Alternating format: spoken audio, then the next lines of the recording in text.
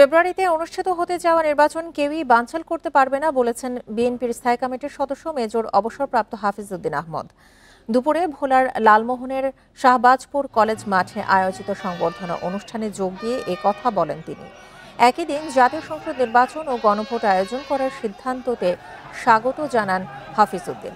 যারা ৭১-এ পরাজিত হয়েছে তারা এবারও পরাজিত হবে, জনগণ কখনোই তাদেরকে মেনে নেবে না।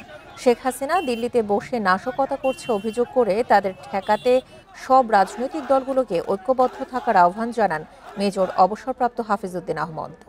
শেখ হাসিনা ভারত থেকে গুন্ডা বাহিনী পাঠিয়ে এই যে বাস পোড়াচ্ছে, গোপালগঞ্জের লোকদেরকে দিয়ে ওই যে পদ্মা সেতু দুই প্রান্তে তারা লোক সমাগম করার চেষ্টা করে, কিন্তু বাংলাদেশের জনগণ ভারতের আধিপত্যবাদকে আর মোটেও মেনে নেবে না।